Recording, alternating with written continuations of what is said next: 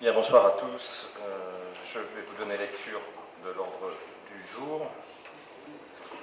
Mais avant cela, je porte à votre connaissance les trois pouvoirs qui sont donc celui dont Hervé Boulanger est momentanément empêché donne pouvoir à Sylvie Romer.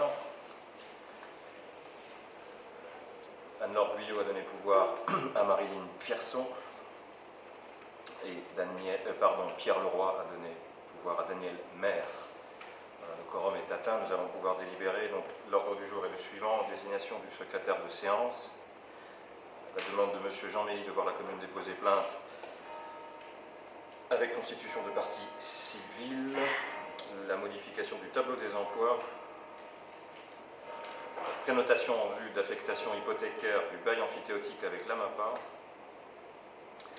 Sur l'exercice 2012, une demande de subvention exceptionnelle de l'USVJ et l'ouverture des crédits correspondants. En 6, toujours sur l'exercice 2012, l'ouverture de crédit pour la subvention exceptionnelle de l'USVJ 2011.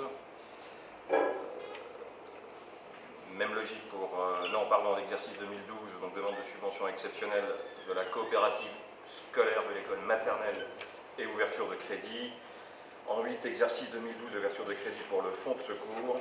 9, fixation du prix du repas des aînés. En 10, une déclaration d'intention d'aliéner. Et en 11, la fixation du prix de cession de 2 citernes. Je propose une convention par le point numéro 1, la désignation des secrétaires de séance.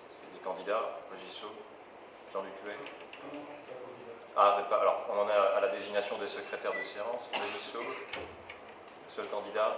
Voilà. Vous voulez, attendez, je vous entends mal déjà, donc on va terminer ce point si vous voulez bien.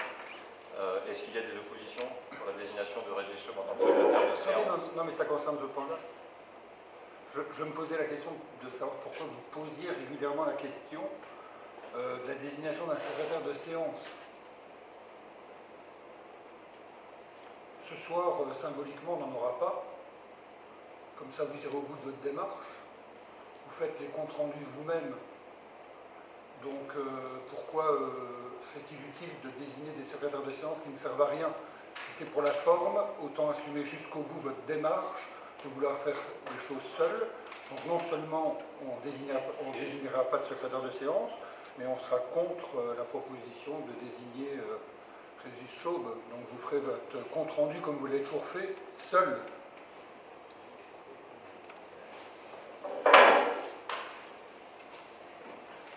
On va attendre l'arrêt de ces ventilateurs qui sont inconfortables. Je vous parle. Donc, écoutez, on a entendu votre argument. Moi, je constate simplement depuis des mois les comptes rendus sont une nouvelle source de polémique après toutes les autres. Ils ne sont pas signés parce qu'ils ne semblent jamais convenir. Donc, à un moment donné... c'est normal qu'ils ne conviennent pas. Écoutez, les comptes rendus, vous savez, les comptes rendus non discutables... Monsieur Vanzella, si allez vous au bout posez de une votre question, démarche. Vous avez décidé de faire les choses seuls, y compris les comptes rendus de conseil. Là aussi, il y a des règles que vous bafouez comme vous bafouez à peu près toutes les règles. Vous savez très bien qu'il y a des secrétaires de séance et les comptes rendus émanent de l'ensemble de ces secrétaires de séance. Ils ne sont pas triturés par le maire par après, ils ne sont pas modifiés, ils ne sont pas édulcorés. On n'omet pas certaines informations, on n'en rajoute pas d'autres. Donc maintenant, assumez, faites votre compte rendu, au moins on saura qu'il vient de vous et on saura, encore une fois, quelle est votre attitude. Ok? On vous a maintes et maintes fois donné des corrigees. Allumez votre micro pour vous entendre. On vous a donné maintes et maintes fois des comptes rendus, des corrigés de comptes rendus. Vous n'avez jamais appliqué les corrigés. Alors à quoi ça sert de désigner des secrétaires de séance? Écoutez, moi je continuerai à rédiger les comptes rendus qui sont de ma responsabilité. Quant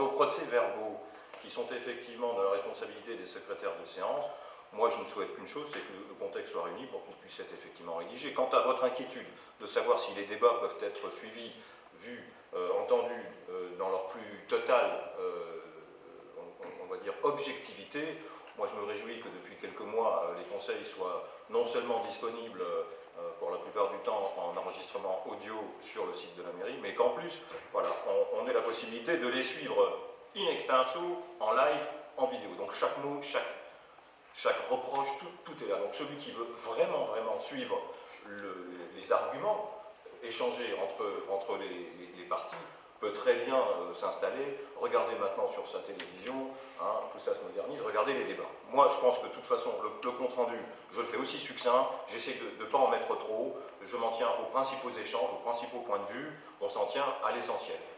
Ensuite, on ne peut pas retranscrire, effectivement, de in extenso et de façon littérale, l'intégralité de ces débats. C'est fabuleux. Mais on a entendu votre critique. C'est fabuleux dès le premier point voilà. de répondre à côté de la question qui est posée. Non, c'est pas la question. Hein, parce que je ne demande pas s'ils sont succincts, pas succincts, je ne demande pas s'il y a d'autres... Moi, les comptes rendus, je les fais comme j'entends les faire. Encore une fois, on vous demande encore une fois de respecter les choses comme elles doivent se faire dans le cadre des collectivités, chose que vous refusez de faire depuis maintenant. Non, je refuse. Bien trop longtemps. Il y a un moment donné où les gens, vous voyez, laissent tomber. Donc autant ne plus avoir de secrétaire de séance. Nous en sommes donc au point numéro 1, la désignation du secrétaire de séance. Régis Chauve est candidat. Quelles sont les oppositions? Voilà, donc nous avons 5 contre avec 3 pouvoirs, donc il n'y aura pas de secrétaire de séance.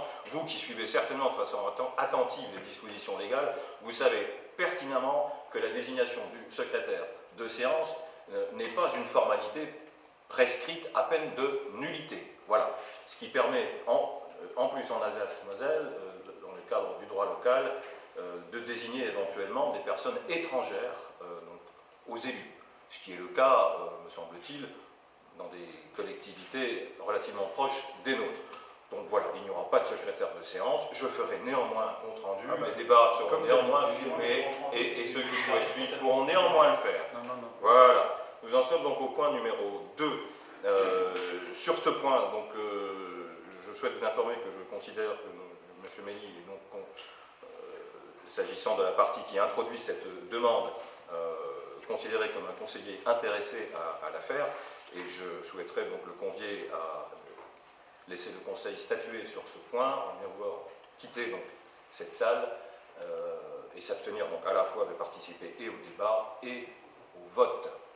Voilà, c'est une invitation.